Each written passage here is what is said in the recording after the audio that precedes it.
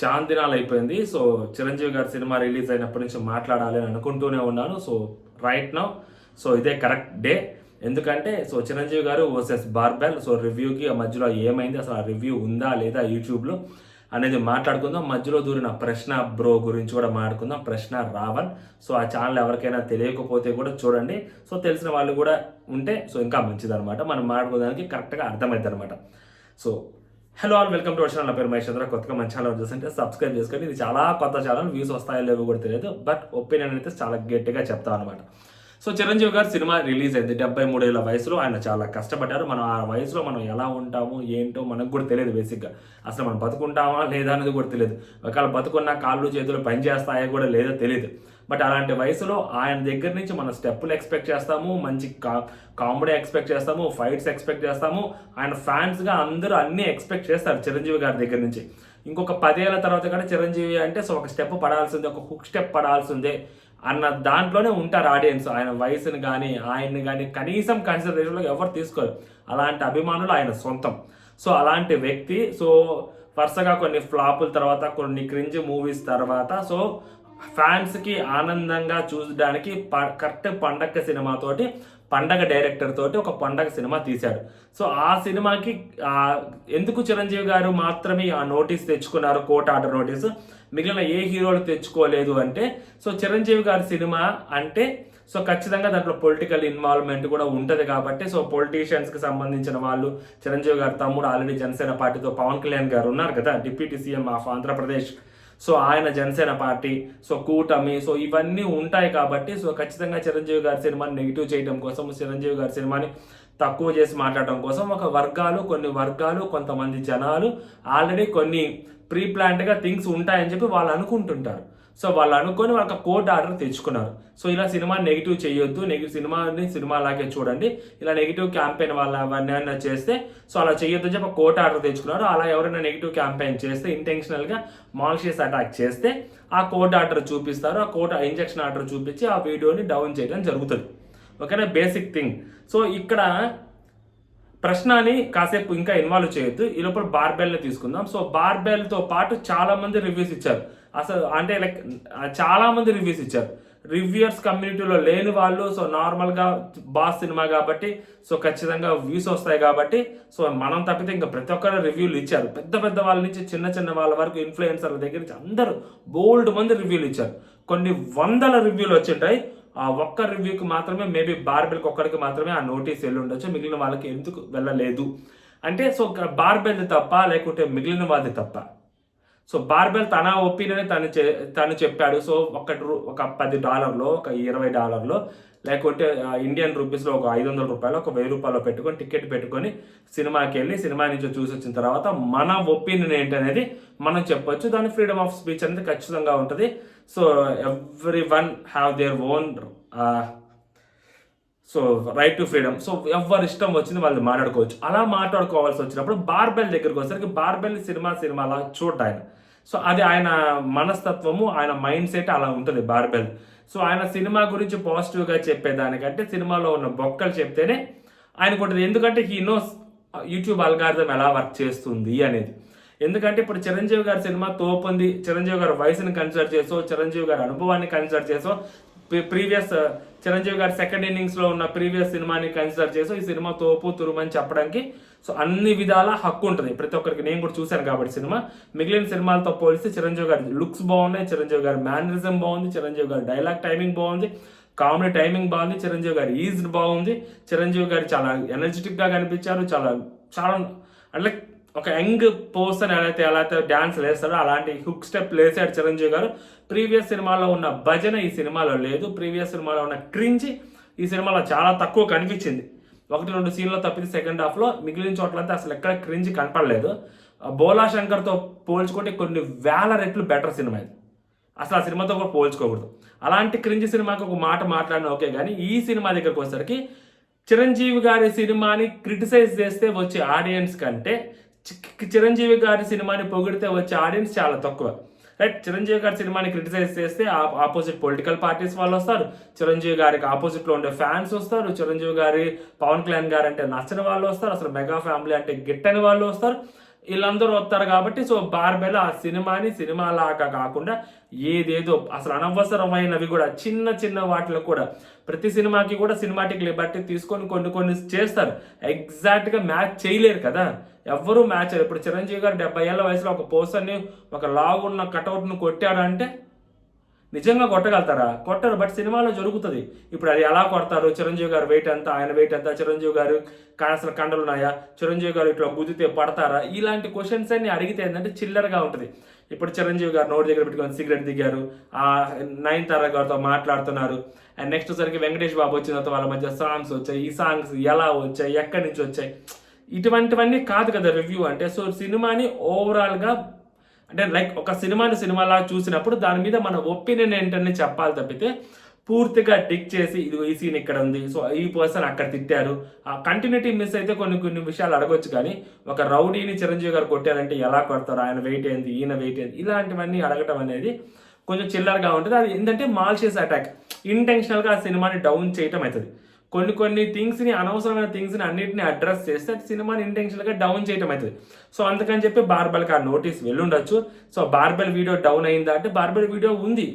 ఆ వీడియో ఆ టైంకి మేబీ బార్బెల్ దాన్ని ప్రైవేట్లో పెట్టుండొచ్చేమో కానీ సో దాని తర్వాత బార్బెల్ మళ్ళీ దాన్ని పబ్లిక్లో పెట్టండి. ఇప్పుడు ఆ వీడియో మీరు చూస్తే పబ్లిక్లో ఉంటుంది, ఓకేనా. సో బార్బెల్ కొన్ని మాటలు మాట్లాడారు, దాని తర్వాత వెనక బ్యాక్గ్రౌండ్లో డిస్కషన్ జరుగున్నట్టు ఉంటుంది. సో అందుకని బార్బెల్ మళ్ళీ ఇంకొక వీడియో చేస్తాను, బార్బెల్ మళ్ళీ ఇంకొక వీడియో చేయకుండా ఆ వీడియోని అక్కడ ప్లేస్ చేశాడు, ఓకేనా. ప్రాబ్లము బార్బెల్తో ప్రతి సినిమాకి ఉంటుంది బార్బెల్తో. ఎందుకంటే బార్బెల్ ఏ సినిమాని యాక్సెప్ట్ చేయరు, బార్బెల్ అసలు యాక్సెప్ట్ చెయ్యరు కాబట్టి బార్బెల్ రివ్యూస్ చూస్తున్నారు. ప్రతి సినిమాని బార్బెల్ యాక్సెప్ట్ చేస్తే బార్బెల్ రివ్యూస్ చూడరు. ఫర్ ఎగ్జాంపుల్ రాగడే ఉన్నాడు, ఆయన మెగా ఫ్యామిలీ ఫ్యాన్ ఆయన. సో ఆయన చిరంజీవి గారికి ఏడ్చిస్తాడు. సో లైక్ పూల చొక్కా ఉన్నాడు, ఆయన మెగా ఫ్యామిలీకి ఆపోజిట్, ఆయన ఇవ్వడు, ఎడ్జ్ ఇవ్వడు, ఎంతో కొంత ఇస్తాడు, ఆ కొన్ని వేరే సినిమాలకి ఇస్తాడు. ఈ బార్బెల్ ఏంటంటే అసలు ఏ సినిమాకి ఎడ్జ్ ఇవ్వడు, ఎక్కడో చిన్న సినిమాలకి ఏయో 1-2 సినిమాలకి ఎడ్జ్ ఇస్తాడు. మిగిలిన 99% సినిమా 99% సినిమాలకి అన్నిటికీ ఏదో డిసప్పాయింట్మెంట్ ఉంటుంది. లక్కీ భాస్కర్ లాంటి గాలి కూడా దూరని స్క్రిప్ట్ సినిమాకి కూడా బార్బెల్కి ఏదో చిన్నపాటి డిసప్పాయింట్మెంట్ చూపెట్టాడు అక్కడ. అది బార్బెల్ నేచర్, అది ఆ మైండ్ సెట్ అలా ఉంటుంది బార్బెల్, దాన్ని ఎవరు మార్చలేరు కూడా. ఇప్పుడు ప్రశ్నని తీసుకొద్దాం. ప్రశ్న సినిమా చూడలేదని ఆయనే చెప్పాడు, ఆయన వీడియోలో ఆయనే చెప్పాడు, నేను సినిమా చూడలేదు, సినిమా చూసి రివ్యూ చెప్తే మళ్ళీ ఇంకా ఏడుస్తారు తాత అని చెప్పి ఆయన ఇష్టం వచ్చినట్టు మాట్లాడుతున్నారు. సో చిరంజీవి గారు లెజెండరీ పద్మశ్రీ, పద్మవిభూషణ్, సో 3 డాక్టరేట్లు, అత్యున్నతమైన పురస్కారాలు గెలిచిన ఒక వ్యక్తి. సో మాట్లాడే మాటలో కొంచెమైనా కానీ హుందాతనం ఉండాలి. సో హుందాతనం ఉండదు, ఎందుకంటే ఆయనకి కూడా తెలుసు యూట్యూబ్ అల్గారిథం ఎలా వర్క్ అవుతుంది అనేది. ఎందుకంటే సో ఓపెన్గా మాట్లాడుకుంటే ఆయన దాంట్లో వైసీపీ ఫ్యాన్స్ బీభత్సంగా ఉంటారు. ఎందుకంటే లైక్ కూటమి కట్టిన తర్వాత నుంచి పవన్ కళ్యాణ్ గారు సో బీజేపీతో ఎప్పుడైతే కలిశారో అలియన్స్లోకి, సో అప్పటి నుంచే ప్రశ్న అగైనెస్ట్ జనసేన మాట్లాడటం మొదలుపెట్టారు. ఆబ్వియస్లీ పవన్ కళ్యాణ్ గారిని పొగిడితే అన్ని వ్యూస్ వస్తాయి, ఇక్కడ కూడా సేమ్ పవన్ కళ్యాణ్ గారు తిరిగితే అన్ని వ్యూసే వస్తాయి. సో ఆ వైసీపీ వాళ్ళకి ఎవరైతే ఉన్నారో సో ఆ ఓటమిలోంచి, ఆ బాధలో నుంచి వాళ్ళు కోలుకుంటున్నప్పుడు వాళ్ళకి అగైనెస్ట్గా అంటే కూటమికి అగైనెస్ట్గా మాట్లాడే గొంతుకులు కొంచెం తక్కువగా ఉన్న టైంలో సో ప్రశ్న అనే వ్యక్తి మాట్లాడటం మొదలుపెట్టారు. సో ప్రశ్న అనే వ్యక్తి మాట్లాడటం మొదలుపెట్టేసరికి ప్రశ్నకి బీభత్సమైన వ్యూవర్షిప్ వచ్చింది. సో అక్కడి నుంచి ప్రశ్నకి అర్థమైంది ఎలా వ్యూవర్షిప్ తెచ్చుకోవాలనేది. సో అన్నెసరీ విషయాల్లో కూడా వెళ్ళి లైక్ చాలా విషయాల్లో అది యాడ్ చేసుకుంటూ తన ఒపీనియన్ తను చెప్పుకుంటా ఉన్నాడు. సో కూటమి పార్టీని, ఎస్పెషల్లీ పవన్ కళ్యాణ్ గారిని, దాని తర్వాత మెగా ఫ్యామిలీని సో తిట్టుకుంటూ ఆయన వస్తూనే ఉన్నాడు. సో ఇప్పుడు కూడా చిరంజీవి గారి సినిమా గురించి ఆయన ఏదో మాట్లాడాడు. యాక్చువల్గా ఆయన సినిమా చూడలేదని ఆయనే చెప్పాడు. సినిమా చూడని దానికి ఆయన రివ్యూ ఇవ్వటం అనేది, సో సినిమా బాగలేదని కూడా మధ్యలో అంటాడు ఆయన, అదేం బాగలేదంట. ఆయన అసలు చిరంజీవి గారు అసలు దశాబ్దాలుగా ఎక్కడ నెంబర్ 1, సో తెలుసు చిరంజీవి గారి నెంబర్ 1 ఎలా అయ్యారు ఏంటి అనేది. సో పర్సనల్ ఎక్స్పీరియన్సెస్ ప్రతి ఒక్క చూసిన ఆడియన్స్కి తెలుసు ఆయన నిజంగా నెంబర్ 1 ఉన్నారా లేరా అనేది అందరికీ తెలుసు. ఎందుకంటే ఒకప్పుడు ఆయన సినిమాలకి టికెట్లు దొరికాయా లేదా అనేది పర్సనల్ ఎక్స్పీరియన్సెస్ అందరికీ ఉంటాయి కాబట్టి సో ఆయన పాయింట్ ఆఫ్ వ్యూలో సో ఇంకా ఆయన యూట్యూబ్ అల్గారిథం ప్రకారం ఆయన ఎలా మాట్లాడాలో అలా మాట్లాడతారు. ప్రశ్న మాటల్లో చాలా వరకు హేట్రెడ్ కనిపిస్తూ ఉంటుంది మెగా ఫ్యామిలీ మీద, చిరంజీవి గారి మీద. More over so YCP fans ఎవరైతే ఉంటారో సో వైసీపీ అభిమానులు కానీ కార్యకర్తలు కానీ జగన్మోహన్ రెడ్డి గారిని ప్రేమించే వాళ్ళు ఎవరైతే ఉంటారో వాళ్ళందరినీ సాటిస్ఫై చేయడం కోసం కొన్ని వీడియోస్ అయితే చేస్తూనే ఉంటాడు, కొన్ని క్వశ్చన్ చేస్తుంటాడు ప్రాపర్గా. So I was appreciate with him. But కొన్ని అన్నెసరీగా సో ఇలాంటివి తీసుకొచ్చి సో ఇక్కడ కూడా ఏదైతే మెగా ఫ్యామిలీని ఆపోజిట్గా ఇక్కడ లైక్ మళ్ళీ ఇక్కడ కూడా నందమూరి ఫ్యామిలీ ఎంత కూటమిలో ఉన్నాయి కానీ Nandamuri versus mega family still ఇప్పటికీ నడుస్తూనే ఉంటుంది, ఇంకా పోయే కొద్దిగా నడుస్తూనే ఉంటుంది, కట్టెలు కాలే వరకు నడుస్తూనే ఉంటాయి. ఓకేనా. సో దాన్ని కూడా క్యాష్ చేసుకోవడం కోసం ట్రై చేస్తూనే ఉంటాడు. సో అలా ట్రై చేయడంలో భాగంగానే సో బార్బెల్ దానికి ఏదో కోర్టు నోటీస్ వచ్చింది, సో దీనికి ఏదో నోటీస్ వచ్చిందని చెప్పి దాని గురించి ఏదో లైవ్ పెట్టి ఆ లైవ్లో బొక్కలు ఉన్నాయి అది ఇది ఉన్నాయని చెప్పారు. సో వాళ్ళు ఏంటి, సినిమాని నెగిటివ్గా మాట్లాడొద్దు, సినిమాని ఆడియన్స్ని చూడనివ్వండి, అన్నెసరీగా థింగ్స్ని తీసుకొచ్చి సినిమాని డౌన్ చేయొద్దు అని. సినిమా నచ్చిందా నచ్చలేదా నచ్చలేదు, సినిమా నచ్చిందా నచ్చలేదా నచ్చింది. సో ఈ ఎలిమెంట్స్ బాగున్నాయి, ఈ ఎలిమెంట్స్ బాగున్నాయి, ఈ ఎలిమెంట్స్ బాగున్నాయి. మరీ టూ మచ్గా సినిమాలోకి వెళ్ళి చిన్న చిన్న వాటిని పైగా ఓన్లీ నెగిటివ్సే చెప్పి ఇది ఒక సినిమా, ఇప్పుడు డైరెక్టర్ మీద ఒక ముద్ర ఉంది కాబట్టి సో ఆ ముద్రని తీసుకొచ్చి హీరో మీద కూడా రుద్దాలి, సినిమా మీద కూడా రుద్దాలి అని అనుకోవడం కరెక్ట్ కాదు. సో అందుకని చెప్పి సో చిరంజీవి గారు ఏదైతే లీగల్ టీం ఉందో ఆ సినిమాకి సంబంధించిన లీగల్ టీం ఏదైతే ఉందో చిరంజీవి గారు ఎందుకు పంపిస్తారు, ప్రొడక్షన్ టీం పంపిస్తుంది. ఇప్పుడు చిరంజీవి గారి డబ్బులు చిరంజీవి గారికి వెళ్ళిపోతాయి. ఇప్పుడు బార్బెల్ రివ్యూ ఇస్తే ఏంది, లేకుంటే మన ప్రశ్న రివ్యూ ఇస్తే ఏంది, ఎవరికి నష్టం, చిరంజీవి గారికి నష్టమా? ₹1 చిరంజీవి గారికి నష్టమా? సినిమా థియేటర్లోకి రాక ముందే అసలు హీరోలు ఏ హీరో అయినా కానీ డబ్బింగ్ చెప్పడానికి ముందే అంటిల్ అన్లెస్ వాళ్ళు ఏదైనా ఏరియా రైట్స్ తీసుకోకపోతే తప్పితే వాళ్ళ డబ్బులు వాళ్ళకి వెళ్ళిపోతాయి. అన్ని క్లియరెన్స్లు తీసుకున్న తర్వాతే, ఎన్ఓసి తీసుకున్న తర్వాతే సో ప్రొడ్యూసర్ ఆ సినిమాని రిలీజ్ చేస్తారు. లేకుంటే వన్స్ రిలీజ్ చేసిన తర్వాత ఎవరైనా డబ్బులు ఇవ్వాలని అంతే మళ్ళీ వాళ్ళ దగ్గర ఎన్ఓసి అగ్రిమెంట్ ఉంటాయి కదా, సినిమాని ఆఫ్ చేయొచ్చు త్రూ కోర్టు ద్వారా. సో అందుకని అన్ని చెక్స్ కానీ అన్ని పేమెంట్స్ కానీ క్లియర్ అయిపోయిన తర్వాత మాత్రమే సో వెళ్తుంది. ఇప్పుడు దాన్ని డౌన్ చేయడం వల్ల చిరంజీవి గారికి నష్టం ఏంటి? కాదు కదా. సో ప్రొడక్షన్ టీమ్ అది. సో ప్రొడక్షన్ టీం కలెక్టివ్గా తీసుకున్న డెసిషన్, డైరెక్టర్ గారు కానీ ప్రొడక్షన్ టీం కానీ తీసుకున్న డెసిషన్ అది. సో దాన్ని చిరంజీవి గారికి ఆపాదించడము, సో చిరంజీవి గారిని తీసుకురావడము, ఆయన ఇన్సల్ట్ చేస్తూ మాట్లాడటము, హీస్ అవర్ ప్రైడ్ చిరంజీవి గారు. ఎందుకంటే ఆయన ద్వారా కూడా సో సినిమా రంగం ఎంతవరకు దూరం వెళ్ళింది. సో తెలుగు వాళ్ళు ఆయన వల్ల కూడా సో వేరే వేరే కంట్రీస్లో కూడా సో చిరంజీవి గారి పేరు చెప్తే గుర్తుపడతారు. సో సినిమా ఫెటర్నిటీ అనేది so Tollywood fraternity so Chiranjeevi గారి వల్ల ఎంతో కొంత ఒక ఫార్వర్డ్ స్టెప్ వేసింది. సో మనం ఏంటి, సినిమాని సినిమాలాగే క్రిటిసైజ్ చేస్తే ఓకే, అన్నెసరిగా పర్సన్ని తీసుకొచ్చి ఆ పర్సన్ బ్యాక్గ్రౌండ్ తీసుకొచ్చి ఆ పర్సన్ అప్పుల్లో ఇలా చేశాడు, ఇప్పుల్లో ఇలా చేశాడు, 30 ఏళ్ళు ఒక వ్యక్తి సో వేరే వేరే ఫ్యామిలీస్లో ఉన్న అంతమందిని తట్టుకుంటూ సో ఆ ఒక పర్సన్ ముందుకు రావడం అనేది చిన్న విషయం కాదు, చాలా కష్టం అది. ఎందుకంటే అదే విషయం రవితేజ గారికి అడిగినా తెలుస్తుంది, విజయ్ దేవరకొండ గారికి అడిగినా తెలుస్తుంది, నాని గారికి అడిగినా తెలుస్తుంది. సో ఇంత పెద్ద వీళ్ళందరూ కూడా అలాంటి వాళ్ళే, అక్కడి నుంచి వచ్చిన వాళ్ళే వీళ్ళు కూడా, చిరంజీవి గారి లాగా వచ్చిన వాళ్ళే. ఆ కష్టం ఏంటో వీళ్ళకి తెలుసు. సో అందుకని చిరంజీవి గారు అంటే రెస్పెక్ట్ ఇస్తుంటే అది స్టిల్ ఇప్పటికీ కూడా. సో అనవసరంగా చేయటం వల్ల ఇలా జరుగుతుంది. ప్రశ్న బ్రో ఓవర్గా రియాక్ట్ అయ్యారేమో అని అనిపిస్తుంది. ఎందుకంటే ఆయన సినిమా కూడా చూడలేదు. ఈవెన్తో సినిమా చూసి రివ్యూ చెప్పున్నా ఒక రకంగానే సినిమా చూడకుండా రివ్యూ చెప్పాడంటే సో కేవలం ఆ యూట్యూబ్ అల్గారిథం ఏదైతే ఉందో సో ఆ అల్గారిథం యూస్ చేసుకోవడం కోసం, సో ఏదో ఒక సిచ్యువేషన్ వాడుకోవడం కోసం, and he knows how he will get the views అనేది. So everyone will knows, ఆయనకు కూడా తెలుసు వ్యూస్ అలా తెచ్చుకోవాలి అనేది. సో ఇంకా బార్బెల్ దగ్గరికి వచ్చేసరికి అది వ్యూస్ కోసమా ఇంకోట అనేది పక్కన పెడితే సో బార్బెల్ స్టైల్ అలా ఉంటుంది. సో అనిల్ రావుపూడి సినిమాలు ఆయన పోగొట్టు, సో దాంట్లో చిరంజీవి గారు తీసుకొచ్చారు. సో ఇంక ఈ సినిమా కామెడీ సినిమాలు కొన్ని లాజిక్స్ తక్కువ ఉంటాయి, మ్యాజిక్స్ ఎక్కువ ఉంటాయి. ఫన్ చేయటం కోసం ఒక స్టెప్ ముందుకెళ్తారు, ఫన్ జనరేట్ చేయటం కోసం సినిమాటిక్ లిబర్టీని ఇష్టం వచ్చేట్టు వాడుకుంటారబ్బా. ఓకేనా.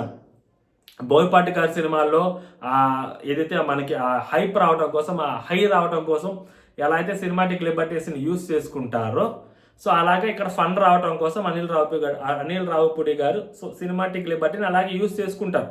అది యూజ్ చేసుకోవచ్చు కూడా, యూజ్ చేసుకోకూడదని కాదు. సినిమా అంటేనే ఫిక్షన్ కదా.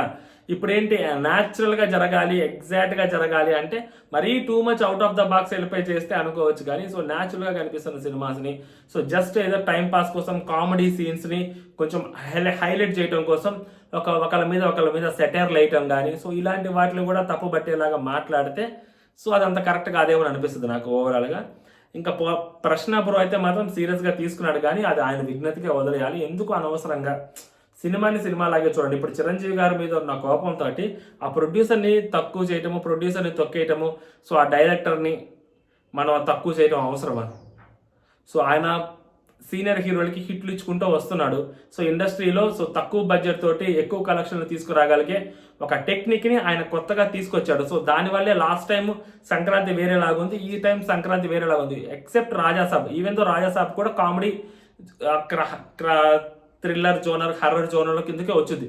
సో రాజాసాబ్ అవ్వచ్చు, లేకుంటే నెక్స్ట్ వచ్చిన 4 సినిమాలు కూడా కామెడీ జోనర్లోకి వచ్చాయంటే బికాస్ ఆఫ్ అనిల్ రావుపూడి గారు లాస్ట్ ఇయర్ క్రియేట్ చేసిన సెన్సేషన్. మామూలు కాదు, క్రియేటెడ్ ఏ సెన్సేషన్. సో అలాంటి సిట్యువేషన్ని పట్టుకొని అనవసరంగా లేనిపోని చిరంజీవి గారి మీద ఉన్న కోపంతో, కళ్యాణ్ గారి మీద ఉన్న కోపంతో, సో ఈ ఆడియన్స్ చూస్తారన్న ఒకే ఒక తాడుతోటి సో ఇలా చేయటం అనేది ఎంతవరకు కరెక్ట్ అనేది మీరే కామెంట్ చేయండి. సో బార్బెల్ గారి వీడియో అయితే ఎక్కడికి వెళ్ళలేదు, మళ్ళీ అది వచ్చింది. సో ఆయన ప్రైవేట్లో పెట్టినట్టున్నారు, మళ్ళీ దాన్ని పబ్లిక్లో పెట్టినట్టున్నారు బార్బెల్ గారు. సో బ్యాక్ ఎండ్లో డిస్కషన్స్ జరిగినట్టున్నాయి. సో క్లియర్గా అర్థమైపోయినట్టుంది. సో మేబీ మాట్లాడుకున్నట్టున్నారు, అందుకని బార్బెల్ గారు ఇంకొక వీడియో కూడా చేయలేదు. మేబీ ఈ సినిమాలన్నీ అయిపోయిన తర్వాత మేబీ ఇన్ ఫ్యూచర్ చేస్తారేమో. సో చేసిన తర్వాత మాట్లాడుకుందాం. ప్రశ్న బ్రోడ్ అయితే కంప్లీట్గా లైట్ తీసుకుందాం, ఎందుకంటే ఆయన ఒక వేరే దారిలో ఉన్నాడు. సో ఇప్పుడు ఆ దారిలో వెళ్ళడం వల్ల మనం ఏదో పొలిటికల్ ఇన్వాల్వ్మెంట్ మనం చూపెట్టినట్టు అయితే కానీ బట్ సో ఆయన దారిలో ఆయన వెళ్తున్నాడు. బట్ ఆయన ఇన్వాల్వ్మెంట్ అనేది ఏంటి, కంప్లీట్లీ ప్యూర్లీ ఆయన ఒక బిజినెస్ మైండ్తోనే ఆలోచిస్తున్నాడు తప్పితే సో ఆయన ఏదో చెప్పాలి అన్న థాట్లో అయితే నాకు ప్రశ్న బ్రో దగ్గర ఎక్కడ కనపడదు. అంటే వేరే విషయాల్లో మేబీ కొన్ని సొసైటీకి యూస్ అయ్యే విషయాలు చెప్తాడేమో కానీ బట్ పర్టికులర్ ఈ సినిమా వరకు వచ్చేసరికి సో జస్ట్ మెగా ఫ్యామిలీని ఒక దొరికారు. సో మనం వ్యూస్ తెచ్చుకుందాం, సో ఆడియన్స్ ఎంగేజ్ చేద్దాం అన్న థాట్ అయితే ఆయన నాకు కనిపించింది. సో మీకేమనిపించింది కూడా మీరు కామెంట్ చేయండి. జై హింద్.